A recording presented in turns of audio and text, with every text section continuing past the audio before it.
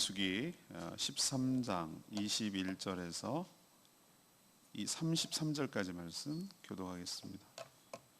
민수기 13장 21절에서 33절입니다. 오늘은 6월 19일 수요일 저녁입니다. 6월 19일자 본문 민수기 13장 21절에서 33절까지 말씀 교독합니다. 구약성경 216페이지 구약성경 216페이지 민수기 13장 21절에서 33절까지 교독하겠습니다.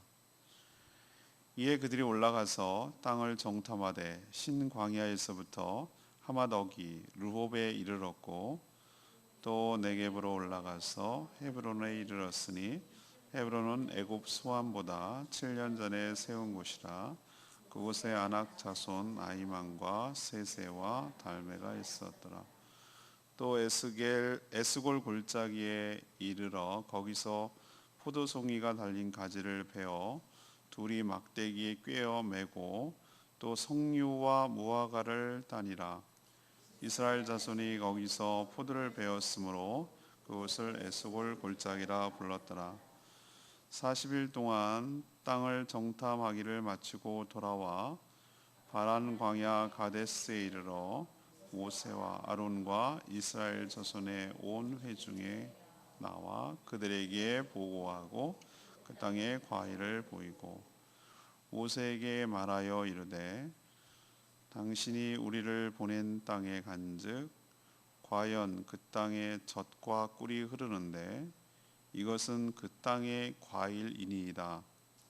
그러나 그 땅 거주민은 강하고 성읍은 견고하고 심이 클 뿐 아니라 거기서 아낙 자손을 보았으며 아말렉인은 남방 땅에 거주하고 헷인과 여부스인과 아모리인은 산지에 거주하고 가나안인은 해변과 요단가에 거주하더이다.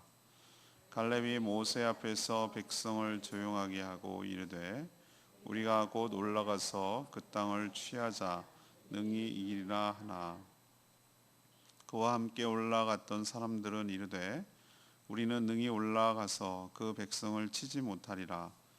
그들은 우리보다 강하니라 하고 이스라엘 자손 앞에서 그 정탐한 땅을 악평하여 이르되 우리가 두루 다니며 정탐한 땅은 그 거주민을 삼키는 땅이요 땅에서 모은 백성은 신장이 장대한 자들이며 거기서 네피림 후손인 아낙 자손의 거인들을 보았나니 우리는 스스로 보기에도 메뚜기 같으니 그들이 보기에도 그와 같았을 것이니라.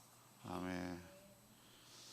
오늘 얘기는 12명의 정탐꾼이 가나안 땅을 두루 다니면서 살펴보고 꼼꼼하게 살펴보고 이스라엘 백성들이 지금 진치고 있는 바란 광야 가데스로 돌아와서 자신들이 본 내용을 보고하는 내용입니다.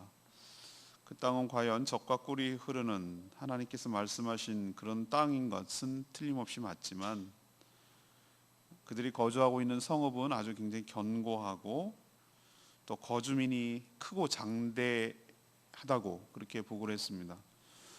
하지만 갈렙은 유일하게 곧 올라가서 그 땅을 취하자라고 주장을 했죠. 분명 하나님께서 우리에게 승리를 주실 것이다 라고 말했지만 나머지 정탐꾼은 그 땅을 악하게 평가하면서 우리는 메뚜기처럼 너무나 약해서 그들을 이기지 못할 것이다 라고 주장한 내용이 오늘 전체적인 내용입니다. 오늘 이 말씀을 풀어가기 위해서 질문은 이겁니다. 선택의 기로에서 중요하게 생각해야 될 것은 무엇입니까? 선택의 기로에서 중요하게 여겨야 할 것은 무엇입니까? 이것이 오늘의 질문입니다. 우리도 살아가면서 크고 작게 인생의 기로점에서 선택을 합니다. 하다못해 운전을 하더라도 이쪽으로 갈까 저쪽으로 갈까 선택을 합니다. 인생도 수많은 선택의 연속이 우리의 인생입니다. 선택의 결과가 지금의 내 모습이고요. 이스라엘 백성들은 지금 민족의 명운을 걸고 앞날의 진로를 결정해야 되는 아주 중요한 지금 선택의 기로에 있는 것이에요. 우리도 오늘 말씀을 잘 참고해서 선택의 기점이 있을 때, 기로에 있을 때 어떻게 선택해 나가야 되는지 그 기준점을 잘 알아서 바른 판단과 선택을 하며, 그래서 하나님께로부터 오는 축복과 은혜를 누리는 저와 여러분 되기를 소망합니다.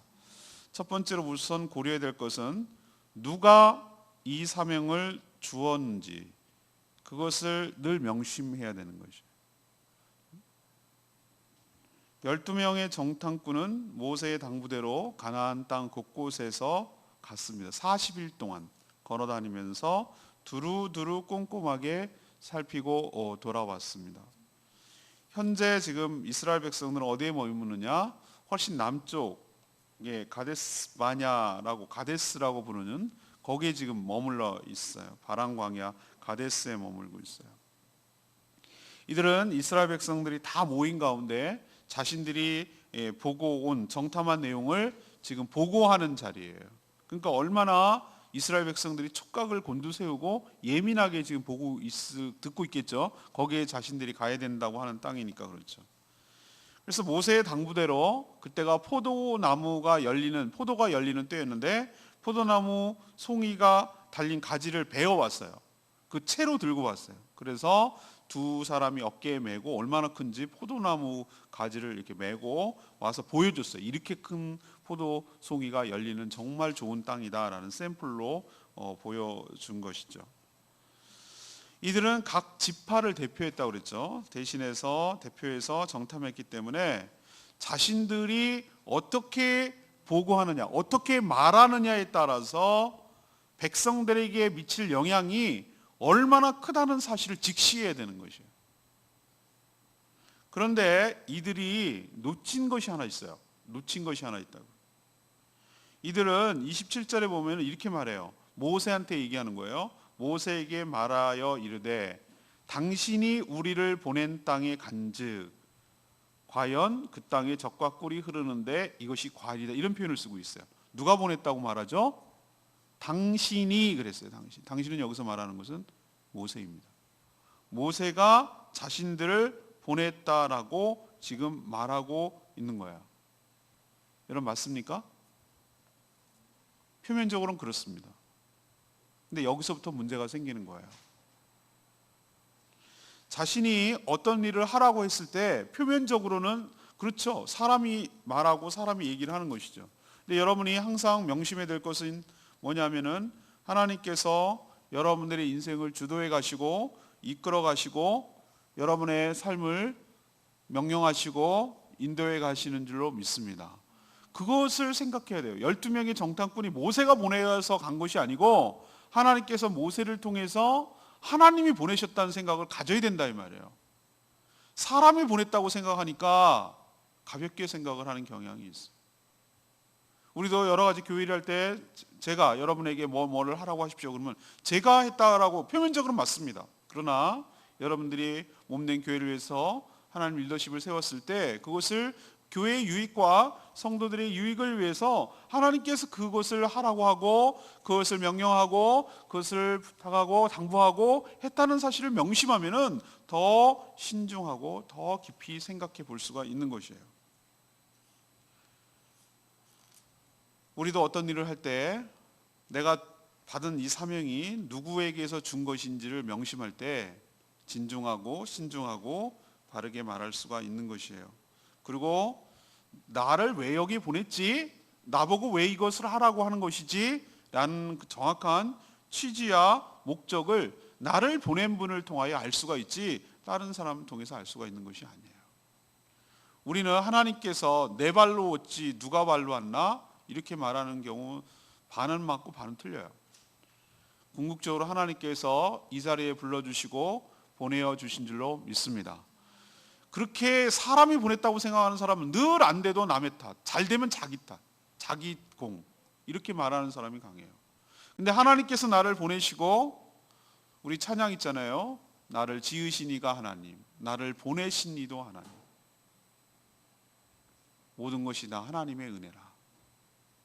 이렇게 고백할 수 있는 것은 나의 달려갈 길을 다하고 나의 생명을 다하도록 이렇게 고백할 수 있는 것은 나를 지으신 분이 하나님이고 나를 여기 보낸 분도 하나님이고 나에게 이 일을 하라고 하신 분도 하나님이라는 생각을 가질 때 우리가 하나님을 경외하고 두려워하는 마음을 가지고 신중하게 그 일을 해나가게 되고 힘들고 어려울 때도 하나님이 하라고 하셨으니 하나님께서 책임져 주실 줄로 믿고 믿음으로 살아가게 될 줄로 믿습니다.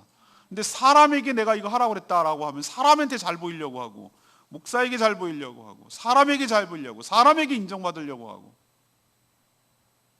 그래서 인정 못 받고 칭찬 못 듣고 그러면은 화나고 삐지고 서운하고 그렇게 되는 거예요.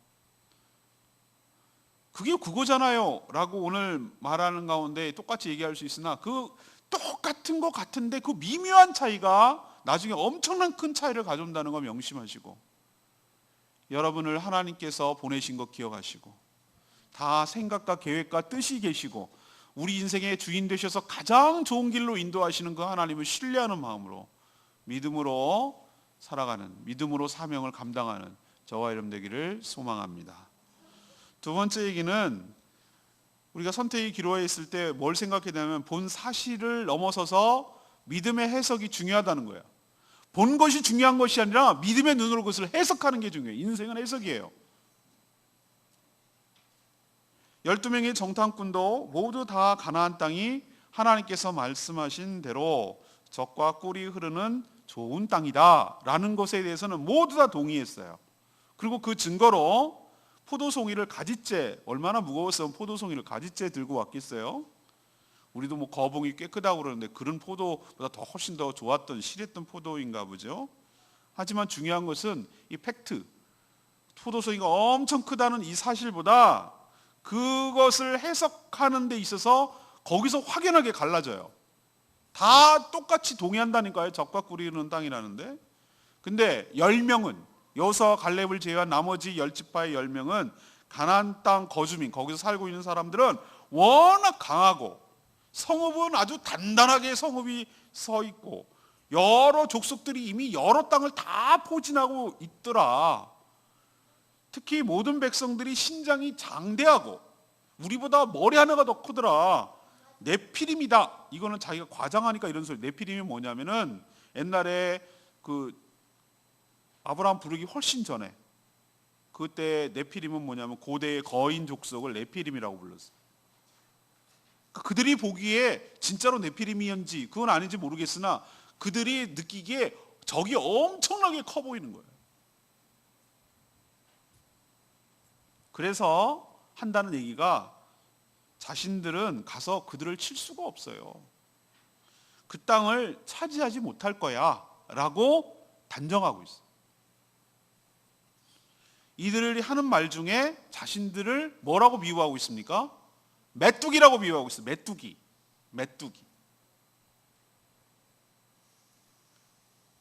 문제는 자신들 스스로 보기에도 메뚜기 같은데 그들이 보기에도 우리를 보고 메뚜기 같았을 것이다 라고 스스로 단정을 내리는데 우리 삶에 문제가 있는 것이죠. 이들은 스스로 위축되어서 자포자기하고 있어요. 이집트가 여러분 약했기 때문에 출애굽을 할 수 있었습니까? 그렇지 않죠, 그죠? 예, 이집트가 얼마나 강대국이고 바로 왕이 그 이스라엘 백성들을 꽉 장악하고 있었잖아요. 그들이 출애굽한 것이 그들이 강하고 이집트가 약해서 출애굽할 수 있었습니까? 아니잖아요. 하나님의 크신 권능으로 출애굽할 수 있었잖아요.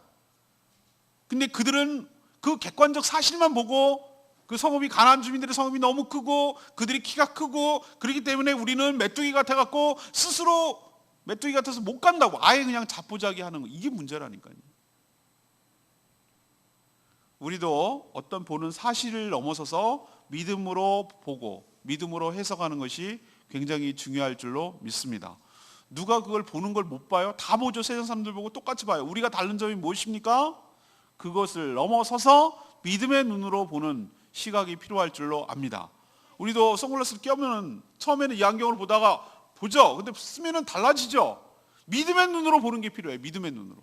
모든 사실을 믿음의 눈으로 바라볼 때 우리가 어떻게 판단하고 어떻게 처신해야 될지 본 것보다 그것을 믿음에 해석하는 것이 훨씬 더 중요한 것을 명심하시고 믿음의 관점에서 보는 저와 여러분 되기를 소망합니다. 세 번째는 상황과 조건보다 언약을 신뢰해야 된다는 거예요. 상황과 조건보다 언약을 신뢰해야 된다. 정탐꾼의 일원으로 참여했던 갈렙은 다른 정탐꾼 10명의 정탐꾼이 말을 하는 것을 듣고 기가 막혔어요. 똑같은 것을 보고서도 믿음 없는 소리를 막 하고 있는 거예요. 자신들이 보냈을 때는 그 땅을 하나님께서 뭐라고 하셨습니까? 그 땅을 줄 땅이라고 그랬잖아요. 제가 어제 묵상할 때 13장에 뭐라고 그랬어요? 13장 2절을 뭐라고 그랬어요? 1절에 보면 여호와께서 모세에게 말씀하여 이르시되, 아까 제가 서두에 말한 거 있죠? 이거 모세를 통해 말했지만 누가 명령한 것이죠? 여호와 하나님 명령한 거예요. 그리고 뭐라고 그랬어요? 사람을 보내어 내가 이스라엘 자손에게 주는 가나안 땅이라고 그랬어요. 전 거기다가 밑줄을 걷다고 그랬죠? 누가? 여호와 하나님께서 이스라엘 자손들에게 주는 가나안 땅이라고 그랬어요. 누가 줍니까? 하나님이 주십니다. 누가 약속합니까? 하나님이 약속합니다. 하나님께서 이스라엘 백성들 거기 보낼 때 이 땅을 줄지 말지, 너네가 싸우면 이길지 말지 그것을 보라고 결정한 것이 아니라고 어저께 말씀드렸잖아요. 이미 결정은 되어 있어요. 하나님께서 그 땅을 주실 줄로 믿습니다. 하나님 그 언약을 했기 때문에 그거 주신다고요. 그럼 왜 보라고 그럴까? 너네가 내가 말한 땅 맞지? 적과 우리는 땅 맞지? 그리고 그 땅을 어떻게 차지할지 공략할 준비를 해. 이런 의미로 보내라는 것이지. 갈지 말지를 결정하려는 건 아니었잖아요. 준다고 그랬잖아요, 하나님께서. 근데 우리는 하나님이 돼가지고 스스로 안 준다, 못 차지한다 라고 하나님의 약속을 멸시하고 우습게 여긴다 이 말이죠.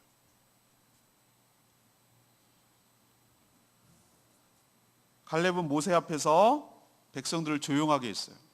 그리고 자신이 곧 올라가서 치면 능히 이것을 이기고 그 땅을 차지할 수 있다고, 지금 바로 가면, 곧 가면 그 땅을 차지할 수 있다고 아주 담대하게 얘기를 하는 거예요. 그렇지만 나머지 정탐꾼은 악평을 늘어놨다고 그랬어요. 악평이 뭡니까? 객관적 사실에다가 자신의 생각을 과장해서 부풀리는 것, 안 좋게 말하는 것, 이것을 악평이라고 말하는 거예요. 갈렙이 이렇게 주장하는 것은 얘 철도 모르고 앞뒤 모르고 천지분간을 못하기 때문에 상황과 조건을 제대로 보지 못해서 그냥 객기 부리는 거 아니에요. 갈렙이 이렇게 얘기할 수 있는 것은 딱 한 가지예요. 뭘 신뢰했냐면 하나님께서 이 땅을 주실 것이라는 하나님의 언약을 신뢰한 줄로 믿습니다. 그걸 믿고 간 거예요. 그렇기 때문에 이렇게 얘기를 할 수가 있는 것이에요. 하나님께서 이스라엘 백성들에게 아브라함, 이삭, 야곱에게 족장들에게 뭐라고 그랬습니까? 가나안 땅을 줄 것이다 라는 약속을 했어요. 그게 400년 전 얘기예요. 하나님 그 언약을 기억하사 때가 되어서 큰 민족을 이룬 다음에 출애굽을 해서 인도하셨어요. 출애굽을 왜 합니까? 그냥 심심해서 자기 능력을 과시하기 위해서 하는 겁니까? 가나안 땅으로 가려고 출애굽한 거잖아요. 언약을 기억했다는 증거가 출애굽에도 나타나잖아요. 그리고 오늘 여러분 읽었을 때 어디 얘기를 많이 합니까? 22절 보세요. 헤브론에 이르렀으니 헤브론은 애굽 소환보다, 애굽의 수도가 소환이었거든요, 당시죠. 7년 전, 엄청나게 오래된 도시다 이거 헤브론. 왜 헤브론 얘기 많이 합니까? 헤브론이 어떤 땅입니까, 여러분? 여러분 놓치고 있죠. 창세기에서 그 땅이 나와요. 헤브론이 뭐냐면은 아브라함에게 언약한 땅이에요, 언약한 땅. 아브라함에게 하나님께서 꿈에 나타나서 이 땅을 너에게 줄 거야 한 땅이 바로 헤브론이란 말이에요.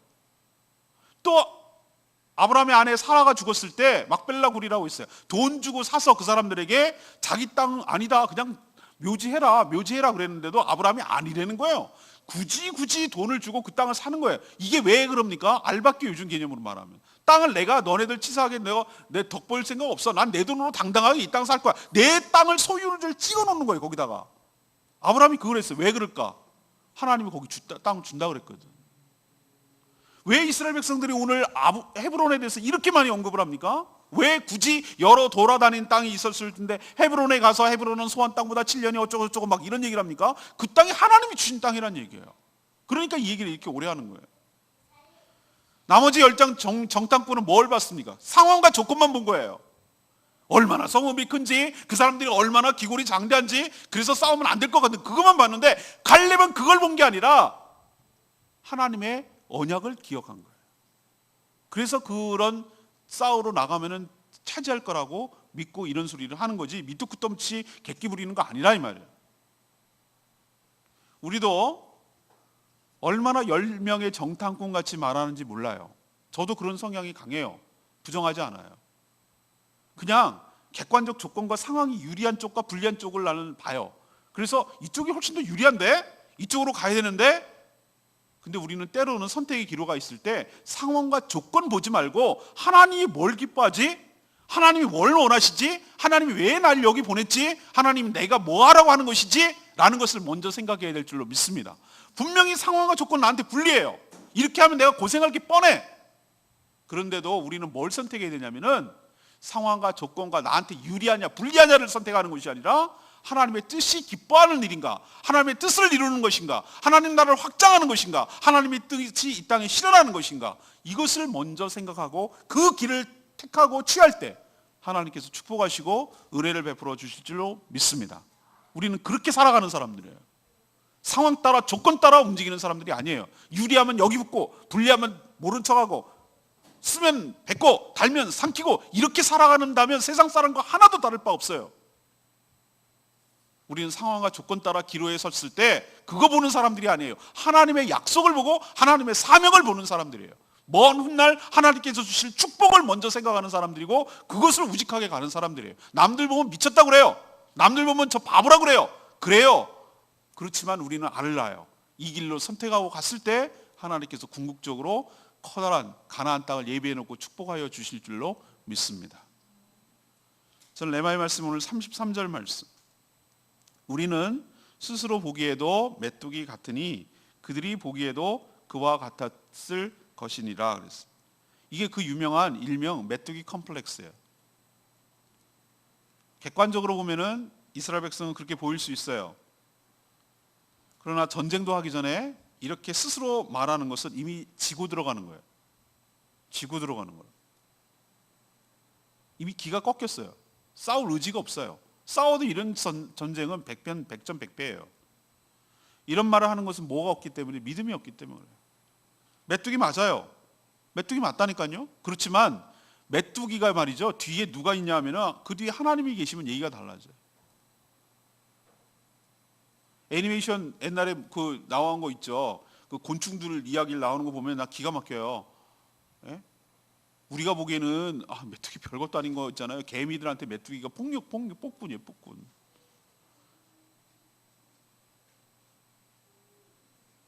말벌은 뭐 이거 왕이고.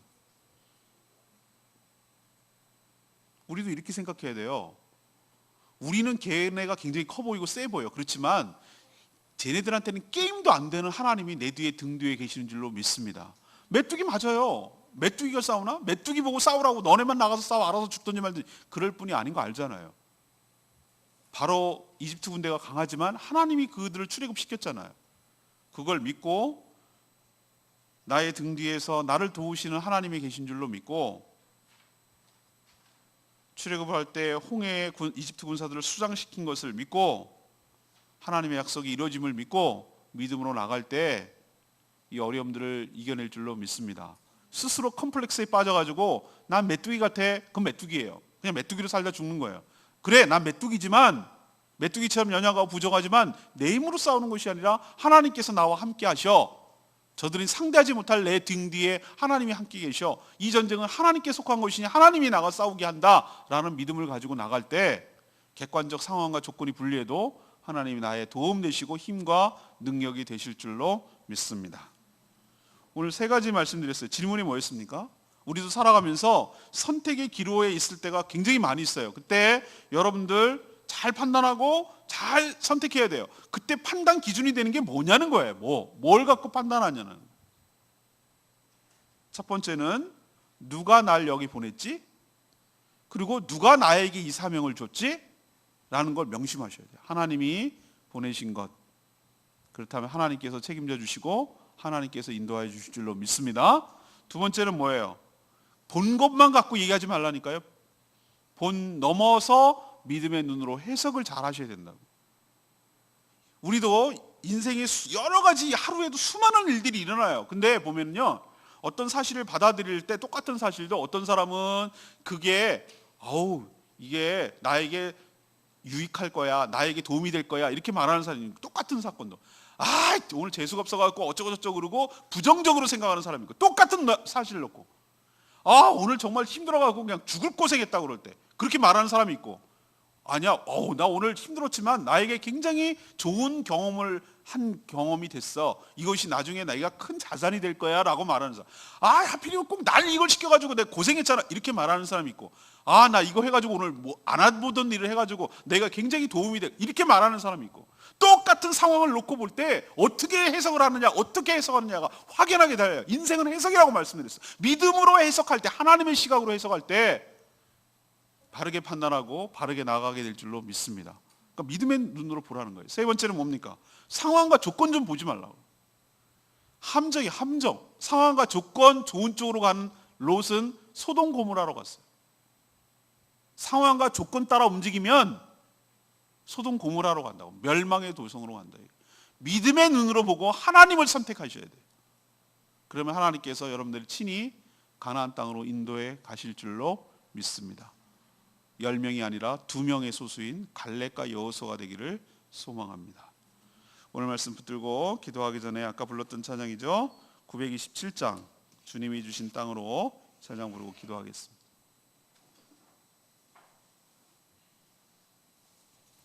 찬양집 927장입니다. 이 산지를 내게 주소서. 하나님 그렇습니다. 이 산지를 내게 달라고 믿음으로 선포하며 나가겠습니다.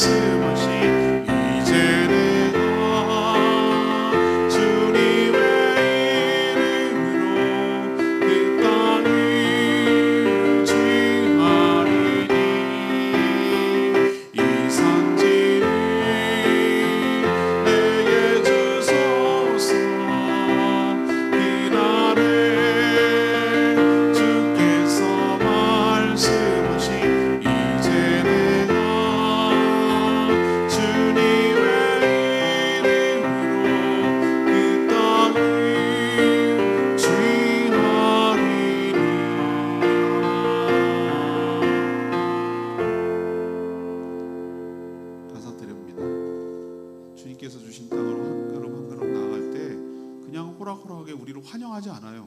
하나님 나라를 가기까지 얼마나 많은 어려움들이 있는지 몰라요. 수많은 적들과 경관성이 우리 앞에 가로막혀 있어요.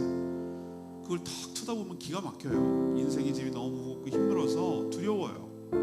그렇지만 주님을 신뢰함으로, 또 주님을 의지함으로, 주님이 또 주시는 담대함으로 큰 소리 외치며 나갈 때 하나님께서 약속의 땅 이 산지를 허락하여 주시고 그 땅을 차지하도록 은혜 베풀어 주실 줄로 믿습니다. 여러분, 상황과 조건에 눌리지 마시고 스스로 위축되어서 메뚜기 같다고 메뚜기 컴플렉스에 빠지지 마시고 믿음으로 하나님께 나아가면 하나님께서 대신 싸워주실 줄로 믿고 믿음으로 바르게 해석하고 바르게 선택하며 나갈 수 있는 저희들 되게 달라고 다 같이 주여 외치며 기도하겠습니다. 주여 하나님,